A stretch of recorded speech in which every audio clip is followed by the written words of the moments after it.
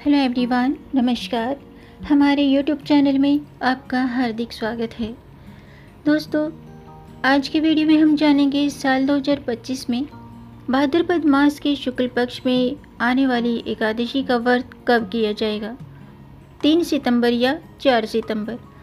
जानेंगे सही तिथि, पूजा और पारण का शुभ मुहूर्त, पूजा विधि और साथ में जानेंगे पारण कब और कैसे करना चाहिए और इस दिन कौन से खास उपाय करने चाहिए। दोस्तों, शास्त्रों के अनुसार एकादशी का व्रत सभी व्रतों में खास माना जाता है। पंचांग के अनुसार साल में कुल 24 एकादशी व्रत आते हैं और सभी का अपना अलग अलग महत्व होता है। हर एकादशी का अपना अलग महत्व होता है। एकादशी का जो व्रत है वो भगवान विष्णु को समर्पित होता है और भाद्रपद मास में आने वाली परिवर्तनी एकादशी को भगवान विष्णु के वामन अवतार की पूजा की जाती है। इसे जल झूलनी एकादशी, पद्मा एकादशी भी कहते हैं। माना जाता है कि इस दिन भगवान विष्णु करवट बदलते हैं और इसी वजह से ये खास बात है कि इसे परिवर्तनी एकादशी कहा जाता है। इसे जल झूलनी एकादशी क्यों कहते हैं, ये मैं आज की वीडियो में आपके साथ शेयर करूंगी। तो दोस्तों, वीडियो शुरू करने से पहले आपसे एक खास बात, अगर आप इस चैनल पर नए आए हैं और पहली बार आए हैं तो इस चैनल को सब्सक्राइब कर दीजिए और बेल आइकन बटन प्रेस कर दीजिए ताकि आने वाली वीडियो देख सकेंगे आप सबसे पहले। और जिन्होंने मेरा चैनल सब्सक्राइब कर दिया है उनका दिल से आभार, बहुत बहुत धन्यवाद। दोस्तों, इसी तरह मेरे चैनल के साथ जुड़े रहिएगा और अपना प्यार हमें देते रहिएगा। वीडियो को अंत तक ज़रूर देखिएगा ताकि कोई भी जानकारी छूट न जाए, क्योंकि दोस्तों आधी अधूरी जानकारी से पूरा लाभ नहीं मिलता है। इसलिए हमारे साथ अंत तक बने रहिएगा। तो आइए शुरू करते हैं। दोस्तों, हिंदू धर्म में एकादशी व्रत जो है बहुत ही सर्वश्रेष्ठ सर्वोत्तम माना गया है और ये हर महीने में 2 बार आते हैं। एक बार शुक्ल पक्ष की एकादशी को और एक कृष्ण पक्ष की एकादशी को। भाद्रपद मास के शुक्ल पक्ष की एकादशी को परिवर्तनी एकादशी कहते हैं, जिसे पार्श्व एकादशी, पद्म एकादशी और जल झूलनी एकादशी भी कहते हैं। इस दिन भगवान विष्णु क्षीर सागर में करवट बदलते हैं और यही वजह है कि इसे परिवर्तनी कहा जाता है। लेकिन दोस्तों, इस व्रत से जुड़ी सबसे अहम बात ये है कि पारण यानी कि व्रत तोड़ने का जो समय है, अगर चूक गया तो पूरा फल व्यर्थ हो सकता है। तो इस बात का ध्यान रखिएगा कि 3 सितंबर बुधवार को व्रत रखा जाएगा और 4 सितंबर गुरुवार को हरिवासर समाप्ति के बाद ही व्रत का पारण किया जाएगा। शास्त्रों के अनुसार यदि व्रत रखने वाला साधक हरिवासर यानी कि हरिभूषण योग में पारण करते हैं तो व्रत का पुण्य नष्ट हो जाता है और यही कारण है कि पारण के समय को लेकर के विशेष सतर्क रहने की सलाह दी जाती है और शुभ मुहूर्त में ही व्रत का पारण करना चाहिए। शास्त्रों में हरिवासर को ही हरिभूषण योग कहा गया है। इसका अर्थ है कि वह समय जिसमें स्वयं भगवान विष्णु व्रती की तपस्या और उपवास को भूषण यानी कि आभूषण की तरह धारण करते हैं। जब तक ये योग चलता है तब तक व्रत खोलना वर्जित माना गया है, क्योंकि ऐसा माना जाता है कि इस दौरान व्रत का पुण्य भगवान विष्णु स्वयं आत्मसात कर रहे होते हैं।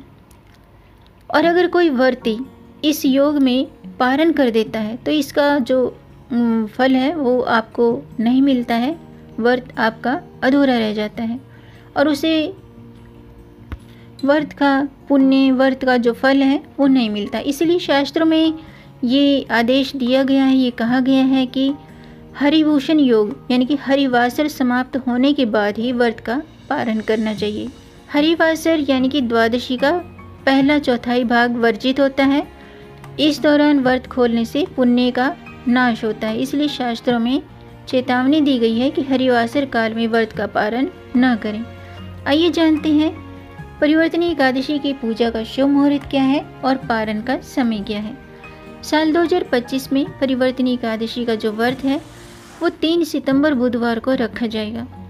एकादशी तिथि 3 सितंबर को प्रातःकाल 3:53 पर शुरू होगी और 4 सितंबर को प्रातःकाल 4:21 पर एकादशी तिथि समाप्त होगी।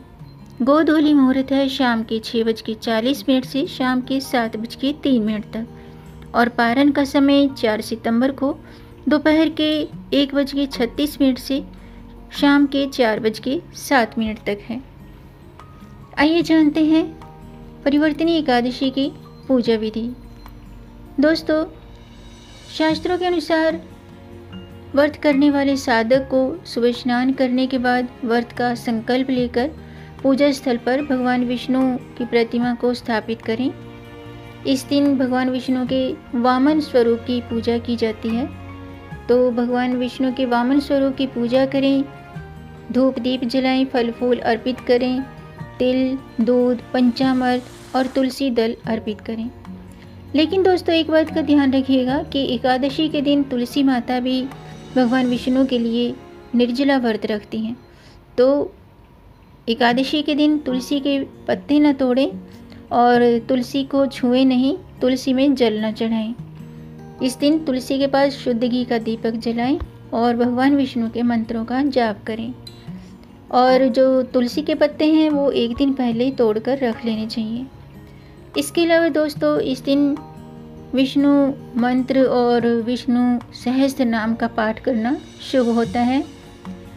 अगर आपको विष्णु सहस्त्र नाम का पाठ नहीं आता है तो विष्णु चालीसा का पाठ करें या एकादशी की व्रत कथा जरूर पढ़ें या सुनें और भगवान विष्णु के मंत्र का जाप जरूर करें।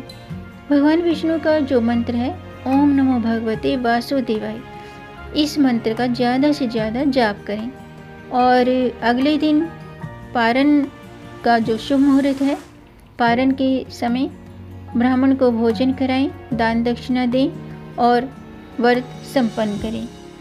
आइए जानते हैं एकादशी व्रत के उपाय क्या हैं। इस दिन अगर आप व्रत रखते हैं तो व्रत के साथ भी आप ये उपाय कर सकते हैं, और अगर आप किसी कारणवश व्रत नहीं रख सकते हैं, नहीं रख पाते हैं, तो आप ये काम जरूर करें। करना क्या है, शास्त्रों के अनुसार दोस्तों परिवर्तनी एकादशी के दिन पीपल के पेड़ के नीचे दीपक जलाना चाहिए।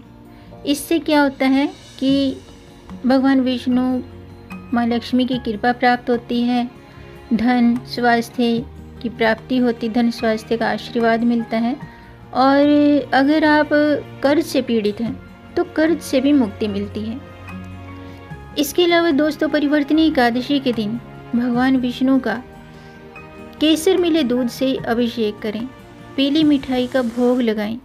ऐसा करने से आर्थिक परेशानियां दूर होती हैं।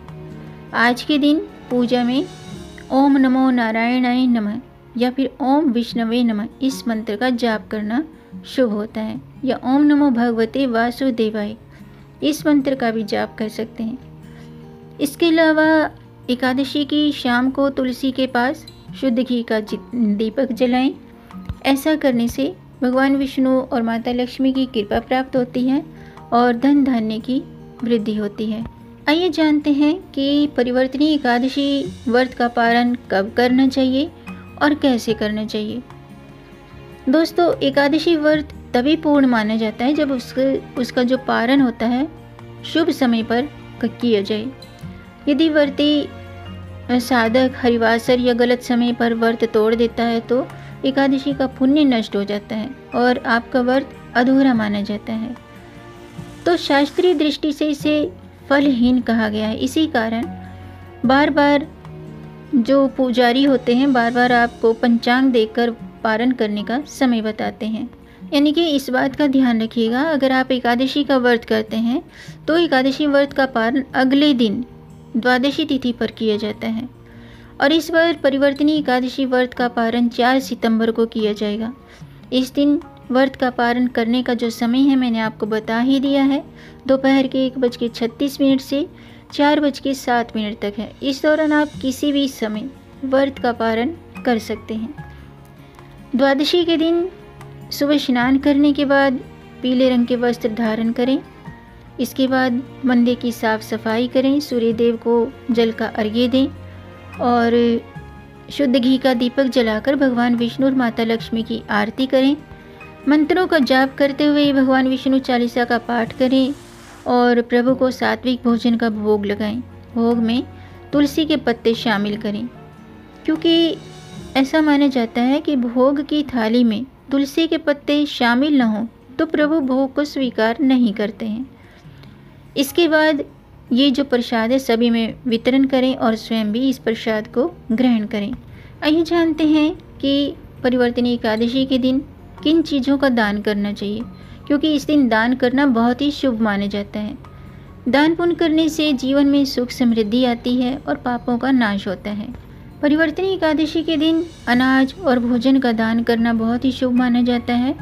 इस दिन ज़रूरतमंद व्यक्तियों को चावल, दाल, गेहूँ इन चीज़ों का दान करने से भगवान विष्णु खुश होते हैं और घर में धन धान्य की कभी कमी नहीं होती है। इसके अलावा भगवान विष्णु को पीला रंग बहुत प्रिय है, तो इस दिन पीले वस्त्रों का दान करना भी बहुत शुभ होता है। ऐसा करने से जीवन में सकारात्मकता आती है, आर्थिक संकट दूर होते हैं।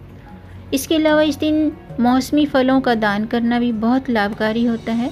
और अगर आप शनि दोष से पीड़ित हैं तो इस दिन तिल का दान करें। तिल का दान करने से शनि दोष से मुक्ति मिलती है, जीवन में स्थिरता आती है। और इस दिन गाय का दान, जिसे गोदान भी कहते हैं, ये दान सभी दानों में सबसे श्रेष्ठ माना गया है। अगर आप गाय का दान नहीं कर सकते हैं तो गाय को हरा चारा खिलाने जैसे अच्छे काम जरूर करें। इसके अलावा परिवर्तनी एकादशी पर घी और शहद का दान करने से घर में खुशहाली आती है, रिश्तों में मधुरता बनी रहती है। तो दोस्तों, आज के लिए बस इतना ही। उम्मीद है आपको ये जानकारी, ये वीडियो पसंद आया होगा। अगर आपको ये वीडियो अच्छा लगा हो तो आप इसे लाइक ज़रूर कीजिएगा और इस जानकारी को आगे बढ़ाकर अपनी फैमिली में, अपने फ्रेंड्स में ज़्यादा से ज़्यादा शेयर भी कर दीजिए, ताकि औरों को भी इससे लाभ प्राप्त हो। और अगर आपका कोई प्रश्न है या कोई सुझाव है तो कमेंट बॉक्स में ज़रूर लिखिएगा और मेरे चैनल को सब्सक्राइब ज़रूर कीजिएगा, ताकि आने वाली वीडियो देख सकेंगे आप सबसे पहले। वीडियो को अंत तक देखने के लिए आपका बहुत बहुत धन्यवाद। मिलेंगे नई जानकारी के साथ, तब तक आप खुश रहें, स्वस्थ रहें, अपना ख्याल रखें और अपनों का भी ख्याल रखिएगा। जय श्री हरि, हर हर महादेव।